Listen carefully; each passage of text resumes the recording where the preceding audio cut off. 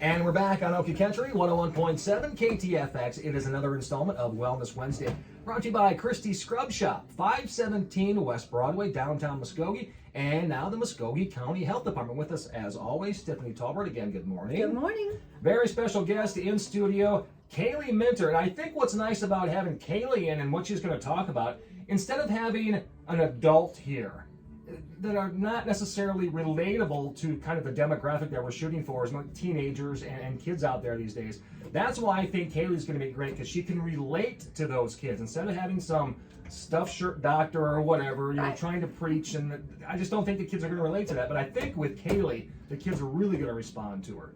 So Kaylie, get us started. What are some of the things that you want to get across to the kids out there? So really, I mean, I'm 17, so I'm still a teenager. So I am young. I'm pretty new to like the world of nutrition, and I plan on going into this field. But going into the field, I've noticed that there are, like you said, a lot of doctors just preaching.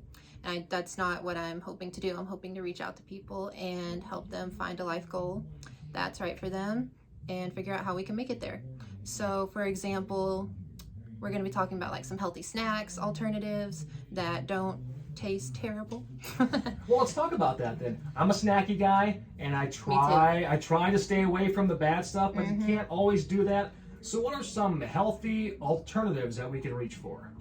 Okay, so a large one, I've worked with some kids before, not as a registered dietitian, of course, but I have worked with them on finding some snack alternatives and also setting up some diet plans, things like that. The number one thing I see that a lot of kids like is peanut butter and fruit. Ooh, that's a huge one. And if you want to cheat one day, use some Nutella. It's magical. So, so we use some of that. Another really great thing I found to encourage kids, especially younger kids, but older kids too, or adults, anyone can do this. There's cookie cutters you can get online, or you can get them in store. They're everywhere, and the biggest one is probably an inch. They're very small. But what you can do is you can take vegetables and fruits, and you can take your cookie cutters and cut them into small shapes. And what that does is it encourages kids, because would you rather eat a slice of an apple, or would you rather eat an apple that looks like a star or a flower? Good point. Yes. Just like charcuterie boards. Yes, that's another great way, I mean, because it's a family activity. If you want to get the whole family involved, you can make a family charcuterie board. It's true. And it doesn't have to be perfect. I mean, it takes practice, but it's so adorable and it's so cute and it's so much fun to make. And when it looks better, it tastes better, right? Yes. Yeah, to all of us. So I have a question for you. If you got paid to be healthy, what would you focus on?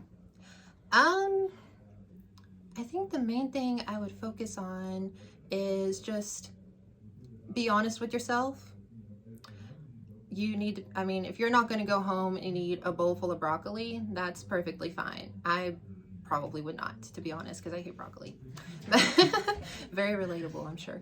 But just find what works for you, find healthy foods that you do like, and tweak it a little bit. It's okay to add seasonings and all that stuff. Just find what works best for you and be practical. Yes. Yeah, I think it's one of the biggest things. Everybody thinks that you have to make this complete 180-degree lifestyle change, but it's small things. It's the small things steps that add make up. a difference. You can't wake up one morning and expect yourself to be like 100% fixed, healthy, because that's just not how the world works in reality. But one thing I would suggest is just make small changes. If you have cake or a dessert every night for dinner, don't think to yourself, oh, I'm never going to have cake again. Just think, well, I'll have cake again one day. One day down the road, I'll have a slice of cake. Good tip. And that will help you avoid it for that time. Because if you tell your brain that you're never going to have it again, your brain's going to want it more. Absolutely. Kaylie Minter joins us on another installment of Wellness Wednesday. We'll be back with a little bit more coming up right after this on Okie Country, 101.7 KTFX. Hey, one more pause there. Oops, sorry.